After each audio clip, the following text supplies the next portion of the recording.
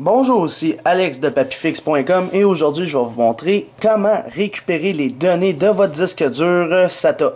Alors en ce moment je suis accompagné d'un disque dur d'une capacité d'environ 500 Go. Donc on va regarder comment récupérer les données qui sont à l'intérieur de ce disque dur. Parce que malheureusement je l'ai branché sur un ordinateur et il marche pas.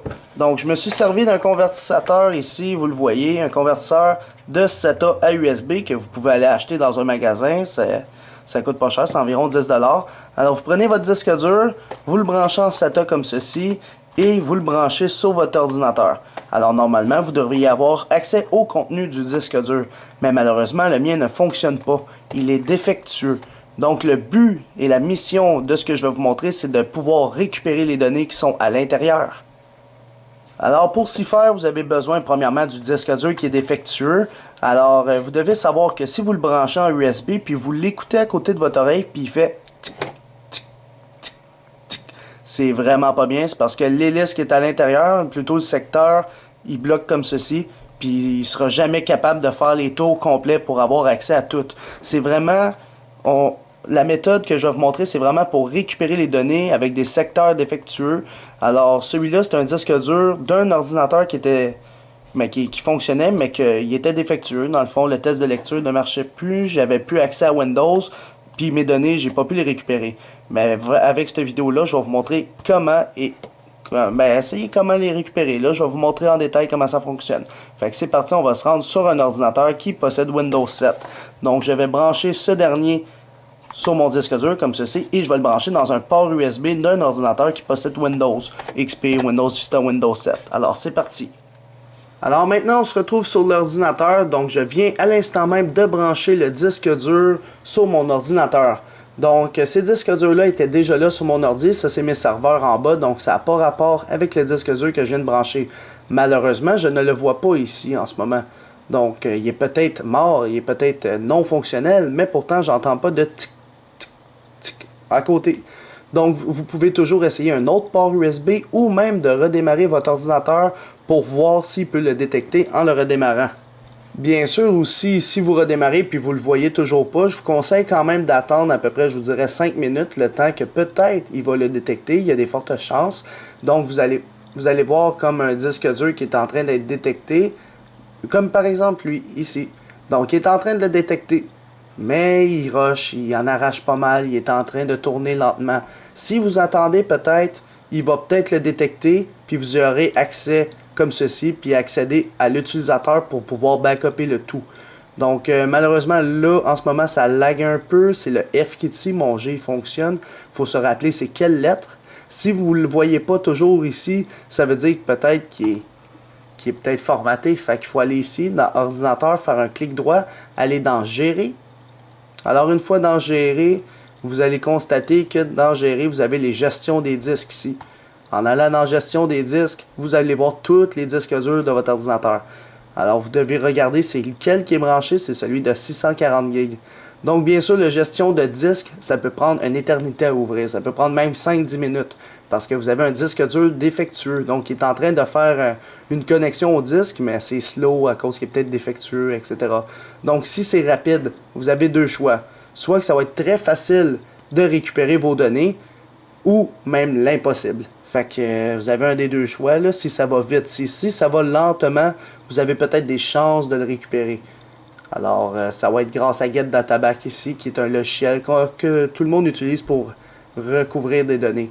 Donc, je vais attendre, voir si ça apparaît à un moment donné. Donc, je vais patienter. Parce qu'en ce moment, j'ai réellement un disque dur. Là. Je ne fais pas juste la vidéo pour vous le montrer. J'ai vraiment un disque dur défectueux. Puis, on va essayer de retrouver les données qui sont à l'intérieur. Fait que je vais juste attendre 5-10 minutes. Puis, je vais voir où est-ce que ça en est. Alors, après les 5 minutes, le mieux ce qui peut vous arriver, c'est que vos Windows, il vous dit, vous devez formater le disque F. Le disque que je viens de brancher actuellement. Voulez-vous le formater? Donc, nous, on va dire non, je ne veux pas le formater, je fais juste annuler. Ici, il n'a pas bien trouvé des affaires, il est en train encore de chercher. Alors, pour ceux qui ne voient pas leur disque ici, je vais vous mettre en situation. Ça se peut que le disque ne soit pas partitionné. Ce que ça veut dire, c'est que vous n'allez jamais le voir ici, mais vous allez peut-être le voir ici, puis il va être tout noir. Alors, si à un moment donné, j'y ai accès ici, je vais vous montrer. Ben, check. En ce moment, j'y ai accès. Donc ici, je vois tous mes disques. J'ai mon premier disque de 3 TB qui est lui. Par la suite, j'ai mon disque de 111 GB qui est lui. Par la suite, j'ai un de 1300 GB, c'est-à-dire à peu près 1.5 TO, c'est lui. Et si on descend un petit peu plus bas, j'en ai un autre, un total de 596 GB que j'ai jamais vu, qui n'a pas rapport, qui est sûrement lui. Ça, c'est pas des disques en passant, c'est juste ça des disques durs. Fait que là, il y a lui qui n'a pas rapport, donc c'est celui-là. Donc vous pouvez identifier c'est quelle lettre, c'est la F, c'est pour ça qu'il y a le FC. Puis c'est ici que vous pouvez voir il y a combien de gigs au total. Donc pour retrouver les données qui sont à l'intérieur du disque dur, c'est bien simple. Tout ce que vous avez besoin, c'est de Get Data Back. Alors, premièrement, vous pouvez l'avoir dans la description de la vidéo, où il y a tous les liens, pour le télécharger sur votre ordinateur. Alors, Get Data Back, la version que j'ai, c'est la version 4.01. Alors, on va double-cliquer dessus. Vous allez posséder deux fichiers, le FAT ou l'NTFS. Premièrement, vous devez identifier quel type de lecteur vous avez ici. Alors, tous les disques durs, je vais vous le dire tout de suite, le secret, tous les disques durs qui ont Windows Vista, Windows 7, Windows XP dessus, c'est du NTFS. C'est obligé. Si vous avez du FAT, c'est parce que vous voulez retrouver les données sur une clé USB. Alors, c'est pas juste les disques durs pour ce logiciel-là. Ça fonctionne aussi avec les cartes SD qui possèdent des photos. Ça fonctionne avec les clés USB. Ça fonctionne avec des disques durs. Même des disques durs externes en USB. Fait que ça fonctionne avec pas mal de logiciels. Puis pour vous dire, le FAT, c'est surtout les cartes SD et les clés USB. Le NTFS, c'est plus des disques durs externes, puis des disques durs qui possèdent Windows dessus. Fait que je vais faire un clic droit, l'exécuter en tant qu'administrateur. Alors, on va attendre qu'il se load. Et voilà. Donc là, il faut se rappeler, c'est laquelle. Nous, c'est le F, le problème. Donc, je vais le fermer ici, on n'a plus de besoin. Par la suite, ce que je dois faire, c'est y dire... Bon, ben, premièrement, c'est... Ben, on va y dire un défaut. Si c'est juste parce que vous avez formaté votre disque, vous pouvez cliquer sur Format. Mais dans notre cas, c'est vraiment que notre disque est défectueux. Donc, on va y dire, désolé, je sais pas qu'est-ce qu'il y a mon disque. Sinon, tu peux y dire qu'est-ce qu'il y a. Alors, on va faire Next. Puis là, il est en train d'identifier tous tes disques. Fait que là, il est en train de voir, bon, il a trouvé le Drive 130, qui est sûrement mon disque dur dans l'ordinateur, mon SSD. Par la suite, il a trouvé un autre disque. Puis là, il est en train de geler, c'est parce qu'il est tombé sur le F. Donc, à cette étape-ci, ça peut prendre à peu près, je vous dirais, 5 minutes encore, le temps qui passe cette étape-là. Ça peut prendre du temps parce que vous avez un disque dur qui est défectueux encore là. Fait que, on va le laisser travailler. Ça va prendre à peu près le même temps pour trouver ces disques durs-là. Ça va prendre... à peu près 5, 6, 7 minutes. Donc je vais faire pause à la vidéo le temps qu'il identifie tout, puis on revient dès qu'il a trouvé le disque dur. Alors maintenant, une fois que le scan for drive est terminé, il va nous dire, on voit qu'il en a ajouté un petit peu plus, là. Ça a pris à peu près 10 minutes cette fois-ci. C'est sûr que ça peut être plus long. Puis même, ça se peut que vous figez à cette étape-là, donc votre disque dur est trop défectueux. Vous pouvez tout de même essayer de le brancher en SATA directement dans la carte maîtresse. Ça devient un petit peu plus complexe, là. Tu passes pas par l'USB, mais par le SATA. Ça peut vous aider. Sinon, tu peux toujours essayer sur un autre ordinateur. Là, il va me dire, vous avez besoin des droits d'administrateur pour accéder au physique, au Logic Drive, blablabla. Oui, je l'ai exécuté en tant qu'admin. Donc ici, je vois l'intégralité de mes disques durs. Donc je vois mon disque dur. Ouf, on le voit ici, là, mon disque dur de 596 GB, qui est en fait le F qui est défectueux, parce que je n'ai aucun autre qui est de 596. Puis si on va voir dans les Logical Drive, si vous aimez mieux, eh bien vous avez le physique, puis vous avez le Logic. Bien sûr, sur le Logic, on voit la lettre F qui était débrouillée à celle-là, donc c'est plus simple pour vous pour connaître ça, mais moi j'y vais avec le nombre de disques durs que j'ai, puis surtout son socket, le 131. Mais sinon, tu peux y aller avec ça. Moi, personnellement, j'aime mieux le prendre ici. Et là, une fois que vous avez sélectionné le disque dur à backuper, on fait Next. Et là, c'est là que ça peut prendre du temps. Fait que là, le temps ici qui dit qu'il reste 7 heures, c'est théorique. Ça se peut que ça prenne plus que 7 heures. Des fois, moi, j'ai connu des disques durs que ça a pris environ, je vous dirais... un bon 26 heures, là, ça peut prendre vraiment longtemps parce que ça y va secteur par secteur pour retrouver les données. Donc, il faut que le 0% soit à 100%, puis là, ça peut prendre beaucoup de temps. Donc, je vais le laisser travailler sur mon disque dur, puis on va revenir lorsque le backup va être terminé. Donc, je fais une grosse pause à la vidéo, puis on vient dès que c'est terminé. Juste vous informer que si vous voyez ça durant le test de Get Data Back, alors erreur, unknown error, 23, renege center, blablabla, puis il reste à 0% depuis au moins une demi-heure, mais c'est des bad sectors, puis ça, c'est pas très à votre avantage. Des erreurs 23 comme ceci, c'est... Je vous dis, il n'y a pas de forte chance de récupérer vos données. Fait que c'est sûr que vous pouvez essayer d'autres logiciels. Là. Il y a Recovery My Files, il y en a plein d'autres. Vous pouvez les essayer. Mais GetDataBack, c'est un des meilleurs. Puis lorsqu'il plante, mais la plupart des autres logiciels vont planter. Mais sinon, vous pouvez toujours le laisser rouler. Puis comme je vous dis, le brancher en SATA ou même le faire depuis un autre ordi, ça peut beaucoup aider. Donc, je vais le laisser rouler. Puis on va voir ce qu'il va donner par la suite. Alors, une fois que GetDataBack a terminé son décryptage du disque dur, moi ça l'a pris environ, je dirais, un bon 24 heures à cause qu'il y a eu des erreurs 23 et beaucoup de bad sectors, c'est-à-dire des erreurs de secteur. Donc, c'est pas positif vraiment, mais bon. Alors là, ça se peut que vous voyez seulement une affaire ou tout plein d'affaires ici, comme ça. Fait que là, il dit qu'il a récupéré des secteurs 3 MB, 3 MB, mais nous, celui qui nous intéresse, c'est le 560 GB pour voir tout ce qu'il a récupéré. Donc, on va faire suivant. Et là, il est en train de tout rebâtir le MFT, là. Fait que ça peut prendre un petit peu de temps. Donc, je dirais un bon 30 minutes. Là, il va dire qu'il y a des secteurs de défectueux. Alors là, on dit yes to all, tout simplement. Alors oui pour tous. Fait qu'il va tout ignorer les erreurs futures. Donc, je le laisse travailler. Ça va prendre à peu près une demi-heure, comme j'ai dit. Peut-être même plus longtemps s'il y a plus de secteurs défectueux. Peut-être même 1 heure. Donc, on le laisse travailler jusqu'à temps qu'on voit de quoi dans le Found File System. Donc, on fait pause à la vidéo, comme le même principe. Puis on attend que ça soit terminé. Alors une fois que vous avez fait Next puis que vous avez patienté pour environ 30 minutes, vous allez constater que vous allez voir des fichiers ici puis même des dossiers. Donc en ce moment, on voit l'arborescence que j'avais avant que mon disque dur soit défectueux. Donc on a maintenant ici les drivers d'Intel, Program Files, le Program Files pour les 32 bits, etc. Puis on a toujours un User.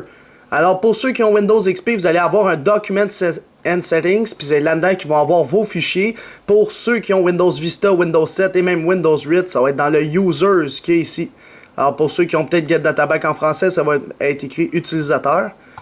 Une fois qu'on est dans User, vous allez avoir toutes les sessions que vous aviez avant. Donc en ce moment, j'en ai juste une qui est Joe. Par la suite, je pourrais en avoir plus. Là. Par exemple, il s'appelait Utilisateur, Administrateur, etc. Mais pour l'instant, j'ai juste comme session Joe. Puis là-dedans, normalement, j'ai mes documents, mes images et tout le reste.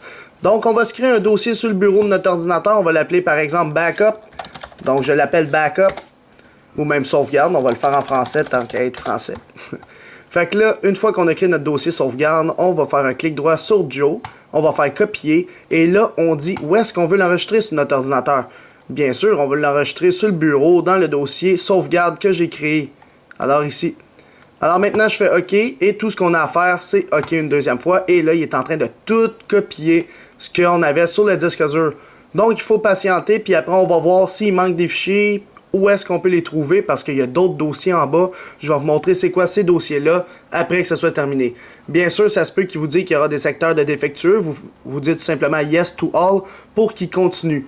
Alors malheureusement, les fichiers qu'il va récupérer, ça se peut qu'il y en a qui soient corrompus. Ça dit que c'est impossible pour vous de les récupérer, à part si vous êtes vraiment chanceux, puis il y a des logiciels de réparation, par exemple réparer une image qui est corrompue, on peut la réparer, mais on va voir ce que ça donne au résultat. Donc j'attends que la copie soit terminée et on revient par la suite sur la vidéo. Alors une fois qu'il a terminé de tout copier sur votre ordinateur, moi malheureusement j'avais plus de place sur mon SSD, donc j'ai été le faire le backup dans Data. Donc ici, c'est pour ça que j'avais pas trop de place. Donc j'ai recommencé le backup. J'ai créé un dossier de sauvegarde. Si je fais un clic droit propriété, on peut voir qu'il a quand même backupé beaucoup de données. Donc un total de 33 GB a été backupé. C'est parfait. Pour ceux que ça n'a pas eu beaucoup d'influence là-dessus, malheureusement, ça n'a peut-être pas fonctionné pour vous. Alors bien sûr, vous pouvez aller voir dans les sauvegardes qu'est-ce que ça a donné. Moi, je ne vais pas y aller parce que c'est des données confidentielles. Donc, une fois que votre backup est fait et sur le bureau de votre ordinateur, vous pouvez aller voir vos données s'ils sont accessibles. Sinon, dans le cas contraire, User, ça se peut qu'il n'apparaît pas ici. Vous pouvez aller voir dans d'autres parties. Donc, si on analyse tout ça, vous aurez tout plein de fichiers. Puis, vous en avez quand même pour des heures. Ben, des minutes puis des heures. Là, il faut juste regarder si tu connais des fichiers qui apparaissent là. Ça se peut que tu trouves des photos, des vidéos, de la musique, même des documents. Fait qu'il faut que tu descendes. Jusqu'à temps que tu trouves de quoi. Sinon, tu peux utiliser le centre de recherche. Alors ici, en haut, je vais vous montrer comment il fonctionne. Ici, Search. tu fais une recherche, admettons, de tous les fichiers, on va dire doc.doc.